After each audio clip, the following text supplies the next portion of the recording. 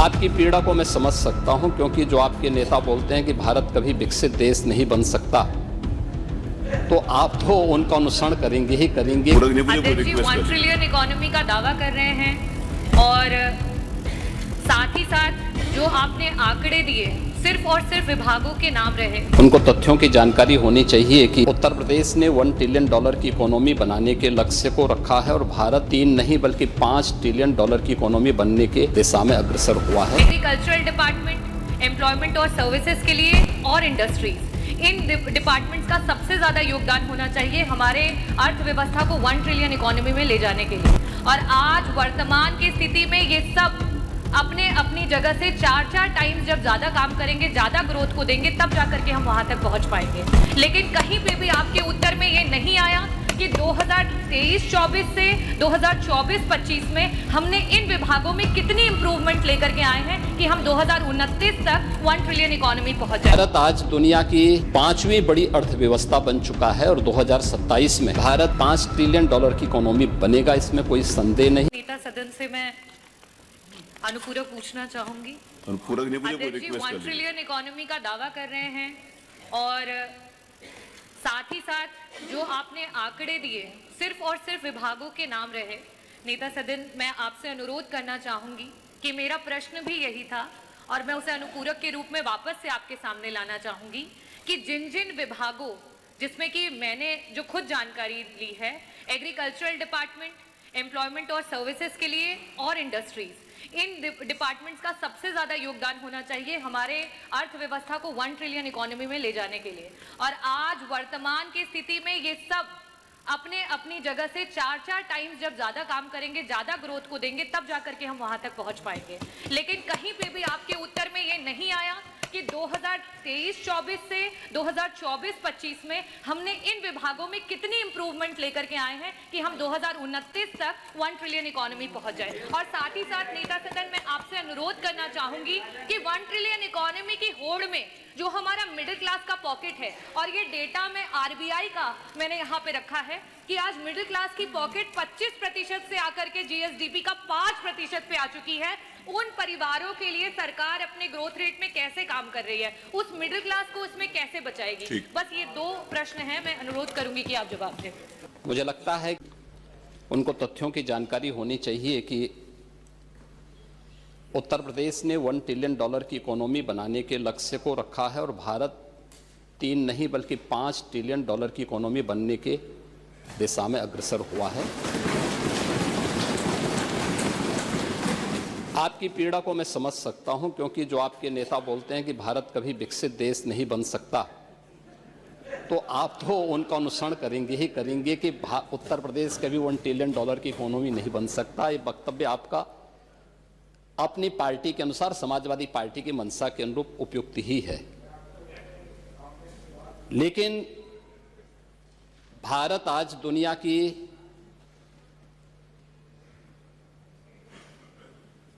5वीं बड़ी अर्थव्यवस्था बन चुका है और 2027 में भारत $5 ट्रिलियन की इकोनॉमी बनेगा, इसमें कोई संदेह नहीं। और दुनिया का सबसे तेजी के साथ उभरती भी अर्थव्यवस्था के रूप में, सर्वाधिक ग्रोथ रेट के साथ भारत आज दुनिया की एक बड़ी अर्थव्यवस्था के रूप में आगे बढ़ रहा है। और मुझे लगता है कि 140 करोड़ भारतवासियों को इस पर गौरव की अनुभूति होनी चाहिए। हो सकता है कुछ लोगों को इसमें अच्छा नहीं लग रहा हो, क्योंकि जिनका अपना पर्सनल एजेंडा होता है वह देश के विकास को अच्छा नहीं मानेंगे। लेकिन आदरणीय प्रधानमंत्री जी की प्रेरणा से, उनके विजन के अनुरूप उत्तर प्रदेश ने भी $1 ट्रिलियन की इकोनॉमी बनने की दिशा में एक बड़े कार्यक्रम को आगे बढ़ाया है। हमने 2022 से इसके लिए एक व्यवस्थित कार्य योजना को आगे बढ़ाया है और उसके अनुरूप सरकार ने अपने कार्यक्रम को तेजी के साथ 10 सेक्टर में हमने इन कार्यक्रमों को आगे बढ़ाया है। और मुझे लगता है कि आपके जो उत्तर आपको यहाँ से भेजा गया होगा उसमें विस्तृत रूप से दिया गया है कि 10 सेक्टर जो बनाए गए हैं, हर सेक्टर में कोई ना कोई अपर मुख्य सचिव या प्रमुख सचिव स्तर का अधिकारी उसकी नियमित मॉनिटरिंग करता है। मासिक रूप से उस सेक्टर से जुड़े हुए किसी वरिष्ठ मंत्री के द्वारा उसकी समीक्षा की जाती है, उसके कुछ सुनिश्चित पैरामीटर और इंडिकेटर्स तय किए गए हैं उनको अचीव करने के लिए, और सीएम डैशबोर्ड के माध्यम से मासिक रूप से इसकी समीक्षा होती है। हर तीसरे महीने मैं स्वयं भी इसकी समीक्षा करता हूं और मुझे बताते हुए प्रसन्नता है कि पिछले 3 वर्ष के अंदर जो हमने टारगेट तय किए थे हमने उसको सफलतापूर्वक प्राप्त किया है। इसी का परिणाम है कि जब हमारी सरकार आई थी 12 लाख करोड़ की उत्तर प्रदेश की जो इकोनॉमी थी, इस वित्तीय वर्ष के अंत में वह 27.5 लाख करोड़ की इकोनॉमी बनकर के उभरेगी। और यह उन स्थितियों में जब हो रहा है जब पूरी दुनिया आर्थिक मंदी के दौर से इस देश दुनिया की वैश्विक महामारी कोरोना के बाद उस दौर से गुजरी थी। मेरा यह मानना है कि जो ग्रोथ रेट उत्तर प्रदेश की है आज वह देश की सर्वाधिक अच्छी ग्रोथ रेट है। हमने जो 10 सेक्टर बनाए हैं उस सेक्टर में अवस्थापना और औद्योगिक विकास का एक सेक्टर है जिसमें अवस्थापना और औद्योगिक विकास का भी है, एमएसएमई भी है, इसके अलावा हथकरघा और वस्त्र उद्योग भी है, आईटी एंड इलेक्ट्रॉनिक्स भी है, सिविल एविएशन भी है, पीडब्ल्यूडी और एनआरआई से संबंधित ये सभी विभाग इस सेक्टर के अंतर्गत रखे गए हैं और जिसकी समीक्षा स्वयं यहां पर एपीसी के स्तर पर होती है।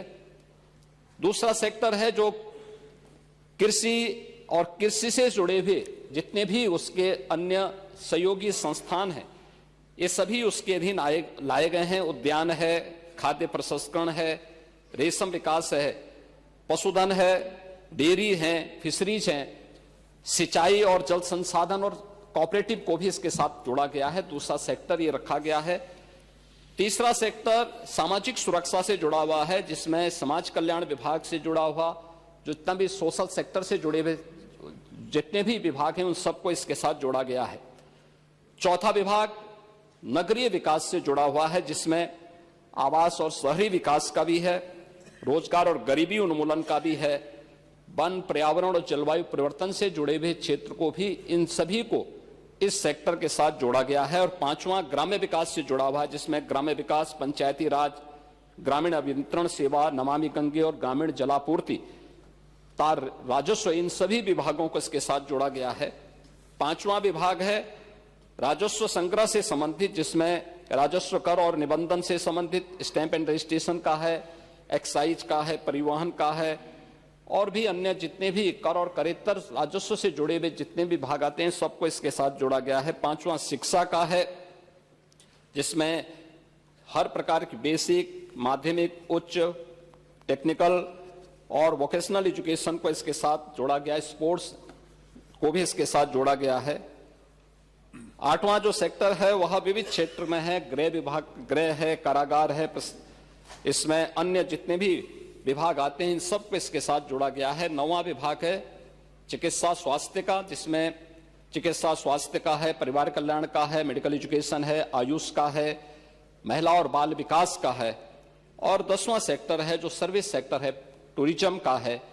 इन सभी को इसके साथ जोड़ करके एक व्यवस्थित कार्य योजना को आगे बढ़ाने का कार्य किया गया है। हम सबको इस पर गौरव की अनुभूति करनी चाहिए कि प्रधानमंत्री मोदी जी के नेतृत्व में 10 वर्ष में इस देश ने 25 करोड़ लोगों को गरीबी रेखा से उभारने में सफलता प्राप्त की है। और पिछले 8 वर्ष में हमारी सरकार ने 6 करोड़ से अधिक लोगों को गरीबी रेखा से ऊपर उठाने में सफलता प्राप्त की है। ये चीजें दिखाती हैं कि हर एक सेक्टर में बदलाव हुआ है और उन्हीं को ध्यान में रख करके उत्तर प्रदेश की इस पोटेंशियल को आज जिसको देश और दुनिया देख रही है, महाकुंभ के इस आयोजन के साथ हम जोड़ के देख सकते हैं। अकेले महाकुंभ का एक आयोजन उत्तर प्रदेश की इकोनॉमी में 3 लाख करोड़ रुपए से अधिक की ग्रोथ करने वाला है।